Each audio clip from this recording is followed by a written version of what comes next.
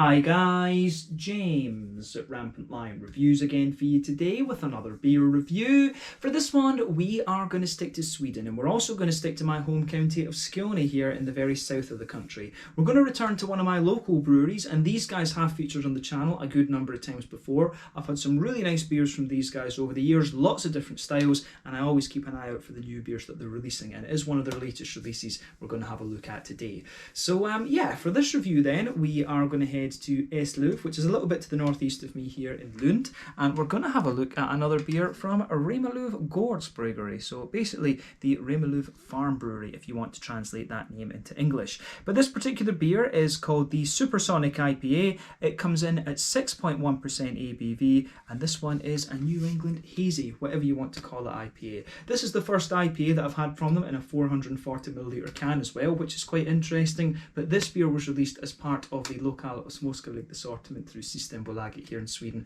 for April of 2021. The exact release date this month was the 6th of April. It was delayed a little bit because of Easter, whereas it would normally be released as close to the 1st as possible. But yeah, very curious to see how this one turns out. Hopefully it's another good beer, and I hope that you guys watching enjoy my take on this one as well. And definitely cool to return to Remmarlöv once again. It feels like a little while since my last review from these guys. But yeah, let's crack on with this one then. So, as always with my reviews, I'll tell you a little bit about the brewery before we taste the beer. If you want to get straight to the tasting, just fast forward. All the usual links are in the video description below. That's the brewery website, the link to my other reviews that I've done from Remmarlöv Gårdsbryggeri before, and you will no doubt see more added to that list in the fairly near future. But there's all the usual social media down there. If you want to see more reviews, do please consider subscribing to the channel. The whole channel, of course, has a geography-based tagging system, so you can go into the homepage and search for beer based on country, city, state, county, province, prefecture, whatever it is you happen to be interested in. Do check out the playlists of beers from different countries. There is one there for all the Swedish beers I've reviewed for you. That's constantly being added to, and as always, please do get in touch and let me know some of the other beers and breweries that you guys would like to see me review. It's always great to hear from you guys that are watching the videos, and the support that you show the channel is hugely appreciated. So anyway, to tell you a little bit about Remmarlöv Gårdsbryggeri then, on to my brewery notes. So Remmarlöv Gårdsbryggeri, as I've told you before, are based on a farm in Eslöv, just out to the northeast of Lund, here kind of in the sort of western part of Skåne, I guess you could say. But these guys have been brewing there since the autumn of 2014, and then in January of 2015 they started selling their beers through Systembolaget, the Swedish state-owned alcohol monopoly. But the owner of this company is Håkan Nilsson, and together with his wife Michelle, he started his plan for a brewery a couple of years back, and the brewery is located on his family farm, and Håkan is the 5th generation of his family to make his living here on the Skåne countryside, I guess we could say. But the old barn was renovated and a brew house of 1,500 litres was installed, and then Hampus Olofsson was hired as the brewer in August of 2014, and he had previously worked for Malmö Brewing Company, and I do recommend you check those guys out as well if you get the chance. An awesome brew pub in Malmö City, of course. But over the last few years they've been gradually expanding their capacity, and they now have a 3,000 litre brew kit, and they invested in new fermentation tanks in the spring of 2018, which takes their brewery up to a theoretical capacity of 800,000 litres. In 2019 they also opened up their summer pub, which was opening up every Wednesday, and they were planning some more expansion over 2020, but I'm not quite sure if they managed that, because I know the business was struggling a little bit through the pandemic, but apparently the brewery was doing quite well. I know the brewery was managing to keep the rest of the business together, whereas the other things were kind of suffering a bit. So hopefully when everything kind of blows over, if you like, I think we're getting towards the end of the pandemic now, fingers crossed and touch wood, but yeah, hopefully everything else at the Remmarlöv Gårdsbryggeri and and Håkan's farm starts to go back together again. But as I say, this brewery have been expanding quite a little bit over the last little while, and it's maybe within the last kind of 18 months, 2 years or something like that this brewery have become really quite prolific. In fact, I think it was at the start of about 2019, or maybe about mid-2019 actually, that these guys started producing a couple of beers every month to go out through Systembolaget. But yeah, as of April 2021, when I'm producing this review for you, these guys have produced around 65 different kinds of beer, and this month in April of 2021, I think they've released 2 or 3 actually, whereas I picked up this one. There was another sour beer, and they've also released a Maibock collaboration, and you'll see me review the Maibock in a few videos time actually as well. But yeah, doing some really nice IPAs. Probably my favourite beer that I've had from these guys so far in the IPA category has been the Neblina, and the other ones I would recommend would be their Christmas red ales that they do. Those are very, very nice. But yeah, that's all I can really tell you about Remmarlöv Gårdsbryggeri for the moment. If you want to learn more about these guys, you can of course check out the brewery website. You can follow them on Facebook and Instagram to keep up to date with all the latest goings on, and you can check out the Rate Beer, Untappd and Beer Advocate pages to learn more about all the different beers that these guys have done. So yeah, let's crack on and have a taste of this beer then.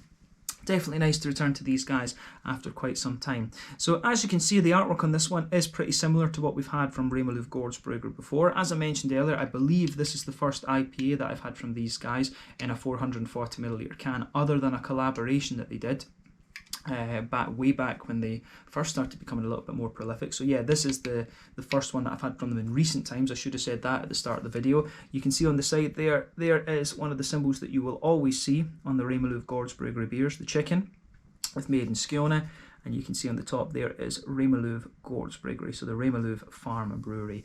But yeah, nicely presented this one. I think this beer cost me about 45 Swedish kroner, which is normal for an IPA in a 440ml can. So yeah, 45 Swedish kroners, roughly about €4.50, £4 sterling, maybe about $5.50 American, something like that. But yeah, 6.1% of this one. So let's get it out and we'll get on with the tasting then. I wasn't able to find out what hops or malts were in this one, but usually, you know, Remmarlöv don't tell you that. So yeah, let's get it out into the glass and see how we get on. Nice to return to these guys after what feels like quite a little while actually. So yeah, I think that'll do it for the moment, and we'll put the rest in a little bit later on. So there we go. So as you can see then, oh, I've got a big fingerprint on the glass on the side there. Oh well. But yeah, I think we've got maybe about 3/4 of the beer out into the glass just now. As you can see, the beer is poured with about a 1/4 finger of a frothy, I would say perfect white head, but that is fading away almost immediately just to leave a very thin foamy layer. But there is a little bit of a kind of frothy ring around the edge of the glass there. But 1 or 2 big bubbles in there, and a few kind of frothier ones underneath as well. But yeah, nice kind of wispy, foamy layer sitting on top of that. Overall, it looks very, very nice. So yeah, in terms of the colour, I would describe this one as being a kind of rich, yellowy colour, definitely. Little tiny hint of a kind of ambery note to it, but yeah, quite a rich, yellowy colour, this one. 1 or 2 big bubbles sticking towards the side of the glass, a few little ones going up towards the bottom of the head there, but I mean overall it does look very, very nice, I have to say. I really like how this one appears. It's got a little bit more of that kind of natural haze vibe to it rather than a full-on kind of soupy, gloopy sort of thing. So yeah, remember the haze in these New England IPAs really depends on the oat and the malt content. That can vary from brewery to brewery, of course. There's a bit of a yeasty contribution there as well, and when it comes to the colour of these beers, it's dependent on 1, the type of malts that you use, and 2, the length of your wort boil. Barrel aging and adjuncts can also affect it, but those factors are not at play in this particular beer. But the longer you boil the wort, the more the sugars caramelise, thus you can get a darker colour of beer. Yeah, usually an IPA like this will undergo a wort boil of somewhere in the region of like 70 to 90 minutes, but it certainly looks very, very nice actually. So yeah, this one, as I say, it actually looks a little bit more like a West Coaster. If I looked at this beer, I would probably wonder if it was more of a kind of West Coaster in honesty, but a lovely, as I say, very bright kind of yellowy colour beer, this one. I would compare this to like a mango juice. I always like comparing these kind of hazy IPAs to different fruit juices, and I would say this one is quite akin to a mango juice. But yeah, in terms of a hazy IPA, as they're calling it, nothing particularly surprising about this one. As I say, a little bit more of a natural haze to it than anything else, but nothing really out of the ordinary with this beer when it comes to its appearance. So yeah, let's take a closer look at the aroma and just see how we get on with this one then. Curious to see what it has in store for us. Ooh, now malt base on this one is a wee bit different. Yeah, this one's got a really interesting kind of sweet, bready note to it, and quite a wee bit of a Werther's Original type thing going on. This smells a wee bit different from what I remember of the other Remmarlöv beers that we've had in recent times, in fact. So yeah, very interesting actually. It's almost got a wee bit of that kind of sugary element that you expect, a little bit of an almost rock candy type thing that you expect of like a Belgian tripel in a sense, which is kind of interesting. So yeah, that's a bit unusual about this one, but yeah, it's got a bit of that sort of dried, fruity, jammy kind of element to it as well, which is very interesting. So yeah, let's try and break down the aroma of this one a little bit for you then. So in terms of the in terms of the backbone of this beer, there's a nice smooth. There is a nice sort of smooth kind of white bready backbone to this beer. You can smell a little bit of a kind of bread crusty element in there, which is nice, but you can smell a little bit of a smooth oaty kind of element to it, and I think the oatiness has given this beer a good little bit of thickness, and I think that's kind of contributing to the almost jammy quality that you have in this beer as well. So I can certainly appreciate how that goes together in this one. So yeah, quite interesting, I have to say. Yeah, aroma of this beer is very nice for sure. Malty side of things, the more that I smell it, the more it gets kind of sweeter, if you like. So like I said, there's definitely a little bit of that kind of Werther's Original sort of butter candy type thing coming out of this one. It's got a wee bit of that in there. There is a bit of a straight up sweet caramel to this one, and maybe a few hints of like a McVitie's digestive kind of biscuity sort of thing. But yeah, white bread, as I say, and it really leans, the oats kind of thicken up, pardon me, in this beer the more that you smell of it as well. So yeah, this is definitely quite an interesting one for sure.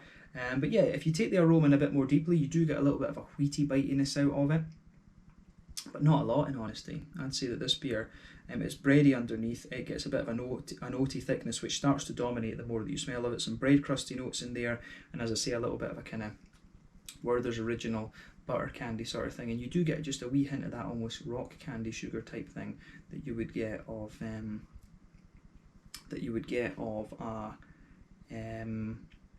kind of Belgian triple or something like that. So yeah, this is a really interesting beer from that perspective. Actually, the malty side of this one is a little bit different, but yeah, let's focus on the hoppy side of things then. On that hoppy side of the beer, what would we say about that? So yeah, hoppy side of things for me, this one, it does have a little touch of earthiness to it, which is quite interesting. The green part of that side of the beer, though, I would say it is quite bright and floral. It's got a nice deep floral aromaticity to it, potentially a little bit spicy, but I'd say it's more a kind of deep green that you get out of this one. So yeah, definitely a little bit of that kind of deeper green quality to the beer. A little bit of a kind of grassy zestiness as well, which I can appreciate. But yeah, quite a few interesting things going on with this beer, for sure, actually. So yeah, the aroma in this one, on the green side of things, I think adds a nice little bit of contrast, because it comes across as very deep in a sense, but you do get a little bit sort of freshness to it, a little bit of a grassy, zesty quality on the front of the nose there as well.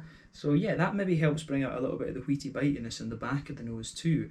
But yeah, this beer, compared to other New Englands that I've had in recent times, this one strikes me as being just a little bit kind of different, and it sort of stands out in that kind of sense as well.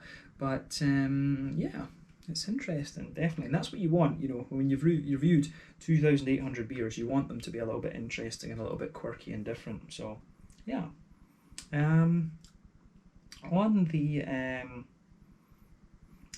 the fruity side of things then, I think we've covered the green side of the beer as much as we can, but I think on the fruity side of things, I would say that this beer, it's got a little bit of that sort of dry, jammy kind of thing to it. I get a lot of apricot out of this beer. There is a wee bit of a kind of more pungent passion fruity element in there as well. Yeah, definitely a wee bit of a kind of more pungent passion fruit in there. I do get a little bit of a juicier mango as well, but a lot of apricot, a lot of nice little apricot in this one. Try to think what hops that could be. Could it be a little bit of Eldorado or something? Because Eldorado can give you a little bit of that kind of softer apricot-y type note as well as a kind of stronger passion fruit. No, could it be that? I'd be very curious to know what it would be. But then again, you know, Simcoe can give you some really soft fruity notes like this as well. I don't think it's Idaho 7 that's in this one.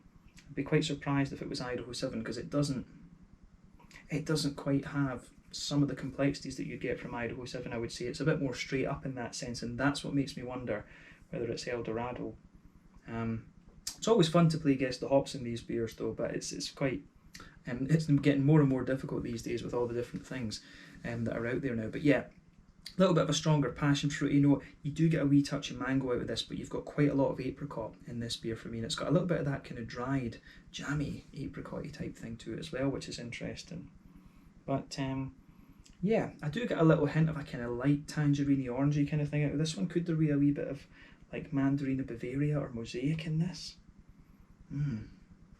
It's interesting though, but the thing is, it's actually quite hard in some ways to tell what hops are in this one, because the malty side of the beer, and I guess probably the yeasty side of things, is a bit different in a sense too. I think I've got a feeling that Remmarlöv use a lot of their own house yeasts and stuff like that, so you do get quite unique beers from these guys.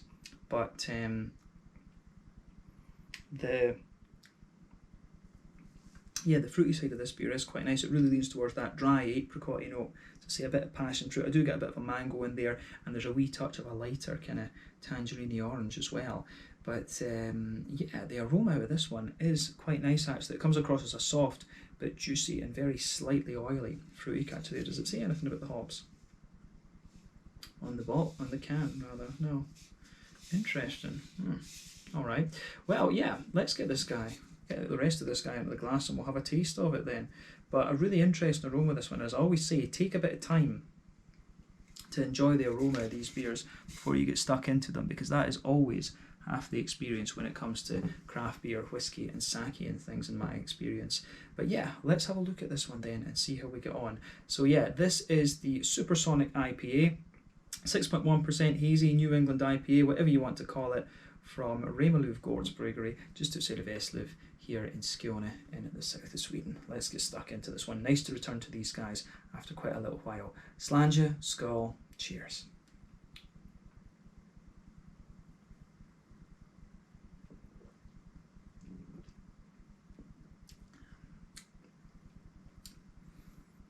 Yeah, it's fairly solid and fairly drinkable, that. Yeah, I mean, it's almost,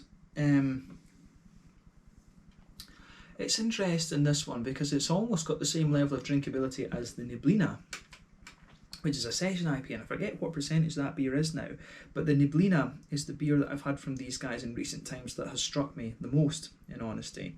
Their other IPAs are always really nice and drinkable and things like that, but yeah, this beer does have a little bit of a session IPA type vibe to it. It's not quite as bitey as Neblina is, and I think Neblina really finds that balance between being sort of bitey and things. This one is a lot smoother though. If I was to blind taste this, I would probably think this was a session IPA at about, you know, 4.5%, something like that. I would not think that this was a 6.1%er. I think if I was doing it blind, but yeah.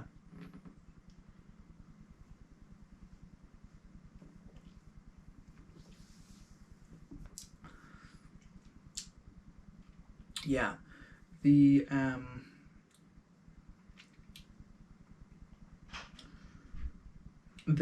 overall thing with this beer is I think it does develop a little bit of bite the further you go into the aftertaste with it, but it is just fairly solid. It's fairly solid, drinkable and sessionable in a sense. You do, in fairness, the more you drink of it, you do get a little bit of a boozy touch to it, but I think it works.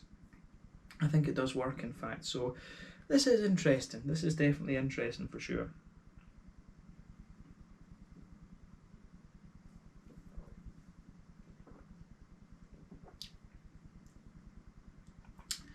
So, yeah,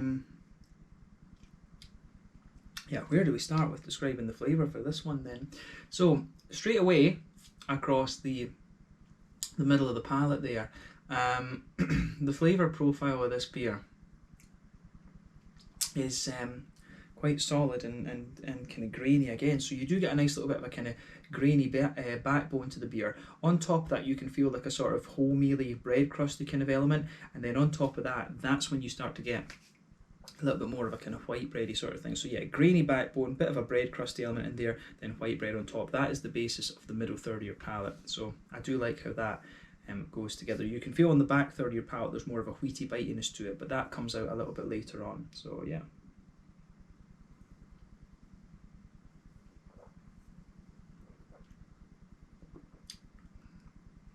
But yeah, on the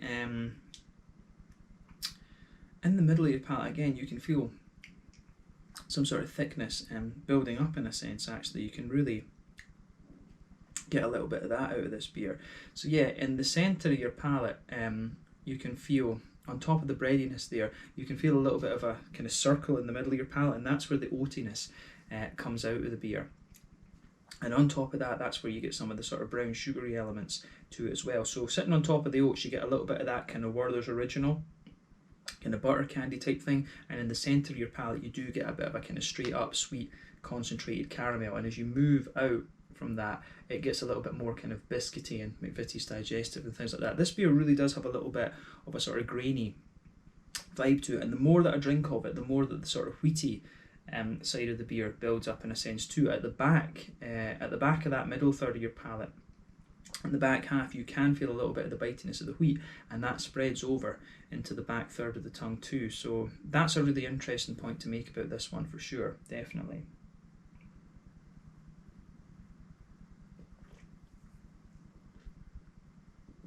But yeah, on the kind of border region between middle third and back third of your palate, then you can feel there's a little bit of a doughy kind of build up there. You've got a little touch of a, you do get a little touch of a kind of bready, grainy element to the beer as well. So you can feel that in that border region. But like I say, on the back third of your palate, there is a real kind of wheaty bitiness to this one, and you can feel the yeasty esters sort of sitting on top of that in a sense. So yeah, you can feel the flavour is a bit taller on that back third of your palate. So the flavour's like this, and as you move further forward, it gradually condenses down a little bit. Then as you reach the border region, it goes down like this, and then the flavour in the middle third of your palate again is a little bit more condensed. That's common in quite a few beers actually. But yeah, I think that summarises the kind of malty and yeasty parts of the beer, to be honest with you. This one really has a bit of a grainy vibe to it, but it gets a little bit more wheaty bitiness the further that you go into the aftertaste with it. So quite a few interesting elements to this beer, absolutely. But yeah, in terms of the hoppy side of the beer then, back corners of the palate, there's definitely a little touch of earthiness to this one, so that could be a wee sign that there's a bit of mosaic in here, because there's something in the flavour that's telling me there might be a bit of mosaic in here. But as you move further forward, it gets a little touch herbal, but then very quickly it starts to become big and floral and aromatic, and as you move further forward, it progressively gets more and more sort of spicy in a sense as well. So yeah.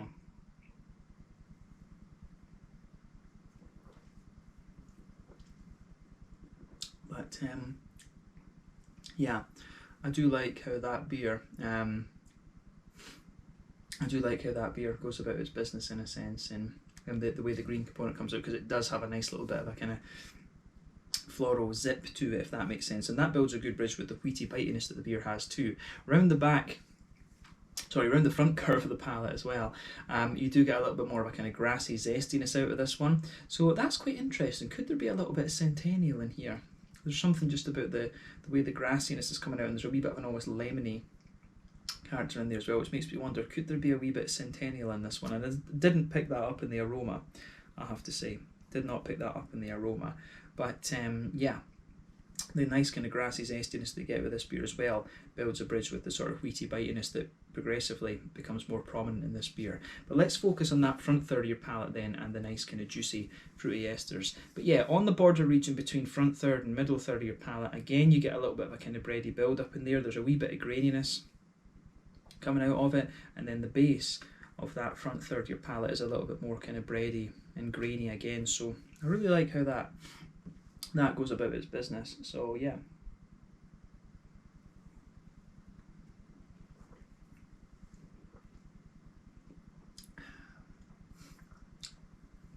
But yeah, the fruity, juicy side of things with this one is quite nice as well. It's got quite a wet fruitiness to it, which I can certainly appreciate, but it's quite similar to what we kind of spoke about in the aroma earlier. But yeah, on top of that, as I say, you get that nice oily bubble where those juicy fruity esters roll their way out of the beer.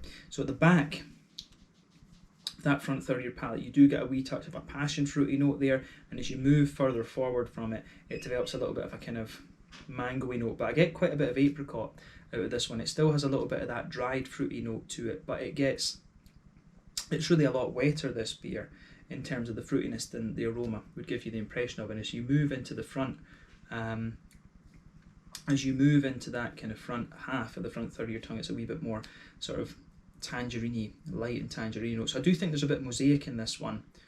I think there could be a wee touch of Centennial in this as well.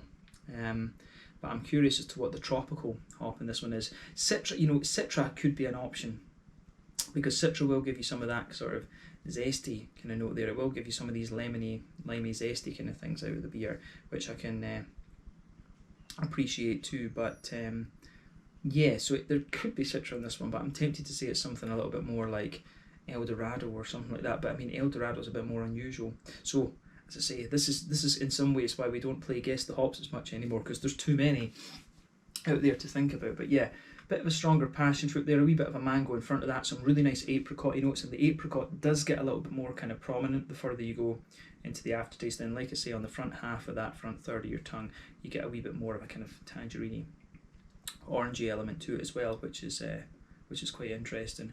So yeah, the way this goes together is really quite nice in a sense, and there's a good bit of there's a wee touch of a kind of lemony, zesty sort of thing, as I say, on the front tip of the tongue, just behind the grassy elements. Potentially Centennial, don't know. But yeah, flavour profile, this one is quite interesting. It's got a real drinkability to it. But I think on that note, we should round off the review with the mouthfeel then. So like I said, this beer it does have a little bit of a kind of session IPA vibe to it, definitely.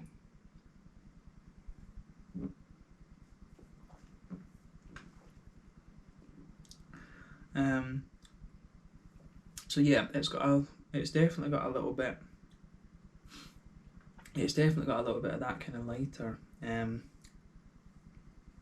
grassy sort of element. It's got a little bit of that lighter, wet and kind of grassy element to it the further you go into the aftertaste. But I would say that overall, this beer is definitely at the bottom end and mid-bodied. The carbonation does have a degree of crispness to it. It's quite a wet feeling IPA, this one as well, which is interesting.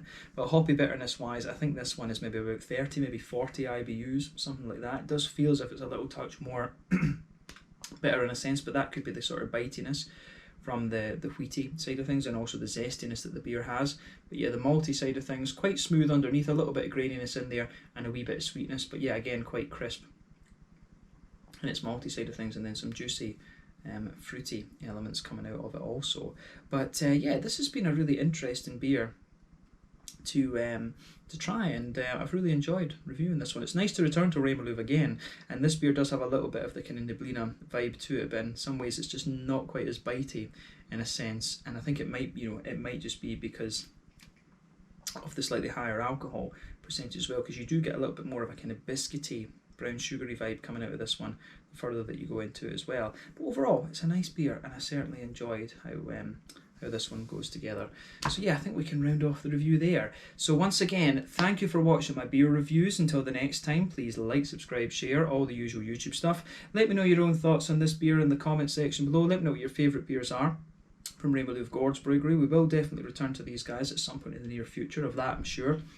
But in the meantime, thank you for watching. Check out my social media. Let me know your own thoughts on this beer in the comment section below. You will see me review the Maibock from these guys in collaboration with Regula from Germany quite soon, and I do have a sour that I should look at from them from last month as well, actually. So quite a few reviews from Remmarlöv to come up. But yeah, thank you again for watching. Check out my social media, and I'll see you guys there. This was the Supersonic Ipa, 6.1% New England Hazy, whatever you want to call it, IPA from Remmarlöv Gårdsbryggeri in Eslöv here in Skåne in the south of Sweden. Slange, skull, cheers, and see you guys in the next one.